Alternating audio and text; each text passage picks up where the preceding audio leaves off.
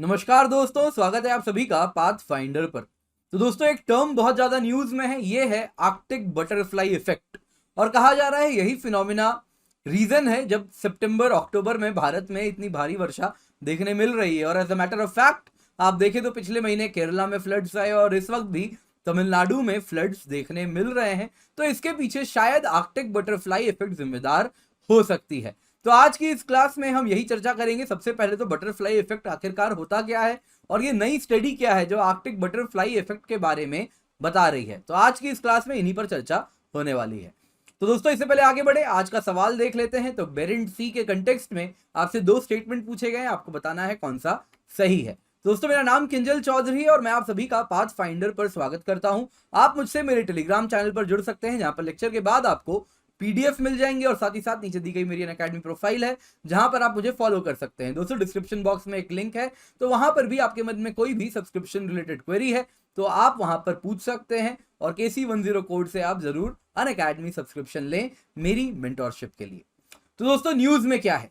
तो दोस्तों, अगर आप न्यूज में देखें तो न्यूज में है एक नई स्टडी जो कि नेचर जर्नल में पब्लिश की गई है। और इसके पीछे जो साइंटिस्ट एट वर्क हैं वो है इंडियन एंड नॉर्वेजियन साइंटिस्ट। उनका कहना है कि बहुत ही स्ट्रॉन्ग कोरिलेशन है आर्कटिक रीजन में आइस मेल्टिंग और एक्सट्रीम प्रेसिपिटेशन इन इंडिया के बीच में। यानी कि जब आर्कटिक रीजन में आइस मेल्ट ज्यादा हो रही है तब भारत में सितंबर और अक्टूबर महीने में ज्यादा वर्षा देखने मिल रही है। तो उनका कहना है कि जो increase in episodes of extreme rainfall हुए हैं, जैसे कि आपको मालूम होगा केरला में फ्लड आए, इस वक्त तमिलनाडु में फ्लड आ रहे हैं, वैसे ही सितंबर अक्टूबर महीने में ज्यादा बारिश देखने मिल रही है साउथ वेस्ट मानसून के द्वारा।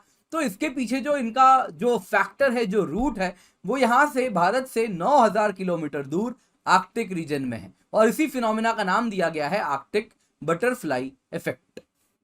तो इससे पहले आगे बढ़े दोस्तों, हम जानना चाहेंगे आखिरकार बटरफ्लाई इफेक्ट क्या है। दोस्तों, ये एक टर्म है जो कि एक मेट्रोलॉजिस्ट एडवर्ड लॉरेंस उन्होंने कॉइन किया था। तो उन्होंने कहा था कि अगर हम क्लाइमेट को देखें, मेट्रोलॉजी को देखें, तो इतने सारे फैक्टर्स आपस में इंटरलिंक्ड होते हैं कि एक छोटा सा माइन्यूट फैक्टर उसका इंपैक्ट बड़ा सा प्रभाव हो सकता है। तो उन्होंने कहा था, एक बहुत सुंदर सजेशन उन्होंने किया था कि एक बटरफ्लाई के विंग्स के फ्लैप करने की वजह से कहीं दूर में टॉर्नेडो आ सकता है। तो दोस्तों, इसी को उन्होंने टर्म बनाया बटरफ्लाई इफेक्ट। तो दोस्तों, ये आज के टाइम में मेट्रोलॉजी, एटमॉस्फेरिक साइंस में बहुत ज्यादा इसको इस्तेमाल किया जाता है। तो कहा जाता है एटमॉस्फेयर जो कि एक क्योटिक सिस्टम है, इस प्रकार के क्योटिक सिस्टम्स में एक इनिशियल कंडीशन जरा सी भी बदल जाए तो उसका लार्ज स्केल एंड अनप्रेसिडेंटेड प्रभाव फ्यूचर में देखने मिल सकता है। दोस्तों, इकोनॉमिक्स में भी इसको इस्तेमाल किया जाता है। जैसे कि आप देखें तो आपको मालूम होगा 2007-8 में विश्व को सब प्राइम मॉर्टगेज क्राइसिस से गुजरना पड़ा था। तो वो सब प्राइम मॉर्टगेज क्राइसिस के पीछे जो कारण थी वो था कि कुछ घर अपने लोन्स के पेमेंट में डिफॉल्ट कर गए थे। तो ये एक प्रकार का बटरफ्लाई इफेक्ट था कि विश्व भर में इकोनॉमिक रिसेशन हो गया जस्ट बिकॉज कुछ घर अपना लोन नहीं चुका पाए। वैसे ही वर्ल्ड वॉर 1 के टाइम भी आप देख सकते हैं 40 लाख लोग मरे, 4 मिलियन पीपल। पूरा का पूरा वर्ल्ड का नक्शा काफी हद तक, काफी लोकेशंस में नक्शा बदल गया। बैलेंस ऑफ पावर जो वर्ल्ड में प्रिवेलिंग थी वो बदल गई। और उसके पीछे क्या कारण था? आर्च ड्यूक फ्रांस फर्डिनेंड की हत्या। बस एक मर्डर से इतना बड़ा प्रभाव हुआ। तो दोस्तों, ये सब एक प्रकार का बटरफ्लाई इफेक्ट है जो कि आज अलग अलग फील्ड्स में भी इसको कॉइन किया जाता है, जोड़ा जाता है। दोस्तों, अगर आप इस स्टडी की बात करें तो वापस आ जाते हैं हम आर्कटिक बटरफ्लाई इफेक्ट पे। जब आप बटरफ्लाई इफेक्ट समझ चुके हैं तो ये आर्कटिक बटरफ्लाई इफेक्ट वाली अगर स्टडी देखें तो स्टडी का जो टाइटल है वो है possible relation between Arctic sea ice and late season Indian summer monsoon rainfall extremes. दोस्तों, भारत से इसको जो स्टडी को लीड किया है वो है सौरभ चैटर्जी। ये एक साइंटिस्ट है NCPOR के और इनकी स्पेशलाइजेशन है एटमॉस्फेयर ओशन इंटरैक्शन स्टडीज में। यानी कैसे एटमॉस्फेयर ओशन से इंटर रिलेटेड है, उनकी स्टडीज कैसी है। दोस्तों, NCPOR बहुत इंपॉर्टेंट है, आप जान लीजिए। तो NCPOR is national centre for polar and ocean research. Formerly इसी को पहले कहा जाता था, इसका नाम था national centre for Antarctic and ocean research. दोस्तों, एक Indian research and development institution है, गोवा में वास्को डिगामा में स्थित है। ये ऑटोनॉमस इंस्टीट्यूशन है under department of ocean development, ministry of earth sciences, government of India. तो आइए इन्होंने क्या स्टडी किया है, सौरभ चैटर्जी जी ने क्या स्टडी है इनकी, आइए वो जानते हैं। तो इनकी जो स्टडी है वो कहती है कि जब बेरेंट्सकारा सी रीजन में समर में सी आइस रिड्यूस हो जाती है, उस दौरान ऐसा पाया गया है कि इंडियन समर मॉनसून में एक्सट्रीम रेनफॉल इवेंट्स देखने मिलते हैं, स्पेशली लेटर फेज में, यानी सितंबर अक्टूबर में भारी वर्षा भारत को देखने मिलता है। इसके पीछे कारण क्या बताया गया है, कारण बताया जा रहा है दोस्तों, जैसा आप यहां पर मैप में देख सकते हैं, दिस इज बेरेंट सी रीजन। ऐसे देखिए दोस्तों, ये वाला रीजन है, दिस इज बेरेंट सी रीजन। ये काफी ज्यादा ऑयल रिच रीजन भी है, oil and gas rich region भी है दोस्तों। ये बेरिंग सी है, बेरिंग सी अगर आप देखें तो ये अलास्का और रशिया को सेपरेट करता है, तो बेरिंग सी अलग है, बेरेंट सी अलग है, तो कंफ्यूज मत होइएगा, यहां बात हो रही है बेरेंट सी रीजन की।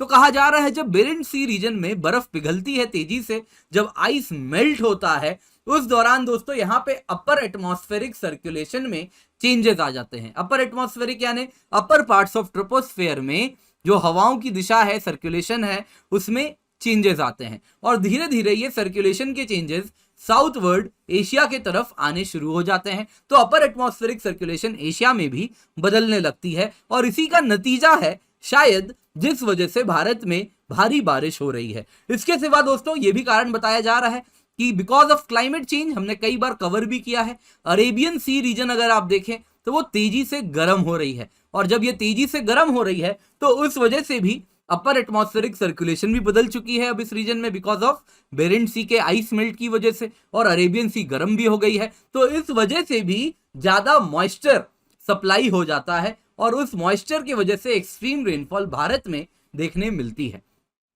तो रिसर्चर्स ने जो ये स्टडी किया है ये है on the basis of historical rainfall data. तो इस वक्त जो डेटा है दोस्तों स्टैटिस्टिक्स के द्वारा बताया जा रहा है कि स्टैटिस्टिकली ऐसा देखने मिल रहा है, जब बेरेंट सी रीजन में बर्फ पिघलती है तो मॉनसून सितंबर अक्टूबर में ज्यादा प्रबल देखने मिलती है। तो यही स्टडी ने हिंट किया है कि extreme rainfall events like September October की जो रेनफॉल है वो partially caused by anomalous sea ice loss in the Arctic है। तो आर्कटिक में जो तेजी से सी आइस पिघल रही है वही कारण है जिस वजह से भारी बारिश भी देखने मिल रही है। इस वक्त भी आप देखें तो आपने न्यूज में ऑलरेडी पढ़ना शुरू कर दिया होगा कि तमिलनाडु एक फ्लड से गुजर रहा है इस वक्त।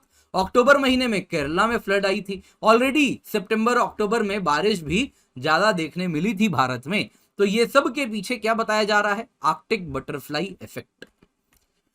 तो दोस्तों यहाँ पे वे फॉरवर्ड क्या है स्टडी का, तो दोस्तों इस स्टडी का वे फॉरवर्ड यही है कि रिसर्चर्स कह रहे हैं कि इस वक्त अगर हमें बेहतर मॉनसून को समझना है तो बहुत जरूरी है कि हम आर्कटिक रीजन में कैसे सी आइस पिघल रही है उसको समझें, तो ही हम समझ पाएंगे कितना स्ट्रॉन्ग कोरिलेशन है।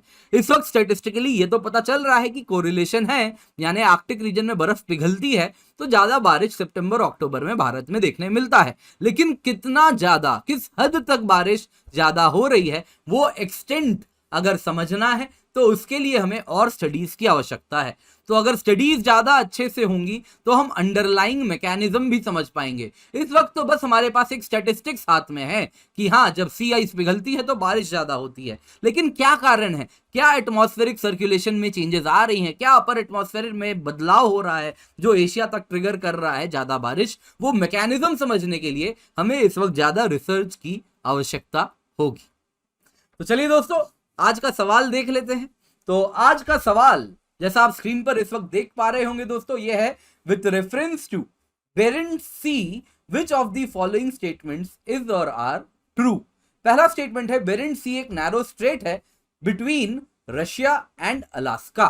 स्टेटमेंट टू बेरेंट सी में ऑयल एंड गैस रिजर्व्स भी पाए जाते हैं। तो आप आंसर कमेंट करके बता सकते हैं एंड आप पॉज कर सकते हैं।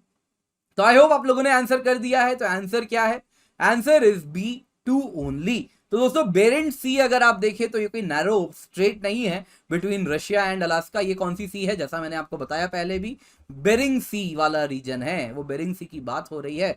तो यहां पर बेरेंट सी पूछा गया है, तो बेरेंट सी इस प्रकार का नैरो स्ट्रेट ऑफर नहीं करता है बिटवीन रशिया एंड अलास्का। बाकी हाँ बेरेंट सी में काफी ऑयल एंड गैस रिजर्व्स हैं एंड काफी तेजी से एक्सप्लोरेशन भी हो रही है एंड सक्सेसफुल एक्सप्लोरेशन भी हुई है। हालांकि प्रोडक्शन अभी यहाँ पर मुश्किल है थोड़ा इस वक्त प्रोड्यूस करना ज्यादा मात्रा में ऑयल एंड गैस, क्योंकि इस वक्त ये इलाके अगर आप देखें तो परिस्थितियां बड़ी दुर्गम रहती हैं, बर्फ से ढका भी रहता है, लेकिन आने वाले दिनों में विथ क्लाइमेट चेंज हो सकता है बेरेंट सी एक मेजर ऑयल एंड गैस का हब बन जाए। इसको ऑलरेडी मैंने पिछले क्लास में जब इंडिया रशिया आर्कटिक एक कोऑपरेशन वाला टॉपिक कवर किया है तब भी आपको बताया है, तो अगर आपने नहीं देखा है तो उसको जरूर जाकर देखें। तो आंसर इज B2 ओनली।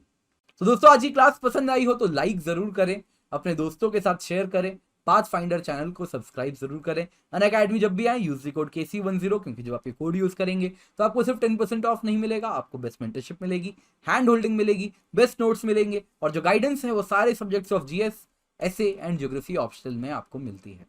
इसके सिवा दोस्तों अनअकैडमी में इंडिया के बेस्ट एजुकेटर्स हमारे साथ जुड़े हुए हैं, जैसा आप स्क्रीन पर देख सकते हैं। तो इनके द्वारा बनाया गया ढेर सारा कंटेंट है जो आपको अवेलेबल होता है, और अनअकैडमी लर्नर्स आपके जैसे ही हैं जिन्होंने एग्जाम क्रैक किया है। 170 प्लस अनअकैडमी लर्नर्स है जिन्होंने एग्जाम क्रैक किया है। तो आपको वो सब कुछ जो एग्जाम क्रैक करने के लिए चाहिए, फिर वो चाहे गाइडेंस हो टॉप एजुकेटर्स के द्वारा, टेस्ट सीरीज हो, रीडिंग मटीरियल हो, doubt clearing answer writing sessions हो, comprehensive coverage of current affairs हो, वो सब कुछ आपको अनअकैडमी प्लेटफॉर्म पर मिलता है। फ्री टेस्ट सीरीज भी है दोस्तों, अभियान, T20 daily current affairs, Unacademy combat, जिसका आप हिस्सा बन सकते हैं। इसके सिवा आप डिस्क्रिप्शन बॉक्स में देखें एक लिंक है, तो वो लोन के लिए आप अप्लाई कर सकते हैं। आपके मन में जो भी सवाल है वहां पर पूछें, मैं आपको जरूर आंसर करूंगा। इसके सिवा दोस्तों प्लस कोर्स की जो 2 साल की कीमत है वो है 64,800 रुपए, 2 साल की आइकनिक की कीमत है 1,04,175 रुपए, एंड 1 साल की ऑप्शनल सब्सक्रिप्शन की कीमत है 24,750 रुपए। Unacademy UPSC geography science and tech combo है। 7 नवंबर सुबह 11 बजे KC10 कोड का इस्तेमाल करें और इस कॉम्बैट का हिस्सा जरूर बने। इसके सिवा दोस्तों यूपीएससी CSE बैचेस हैं 10 नवंबर से, जैसा आप देख सकते हैं। तो 1 ईयर बैच है, 2 ईयर बैच है, बाइलिंगुअल बैच है, हिंदी बैच है, इंग्लिश बैच है, जिसका आप हिस्सा बन सकते हैं। तो दोस्तों वक्त बर्बाद ना करें, इसके सिवा मेंस बैच भी हम 25 अक्टूबर से स्टार्ट कर चुके हैं, तो इनका हिस्सा भी आप जरूर बने। तो आई होप आपको आज की क्लास पसंद आई हो। Thank you so much for joining, have a great day and let's crack it.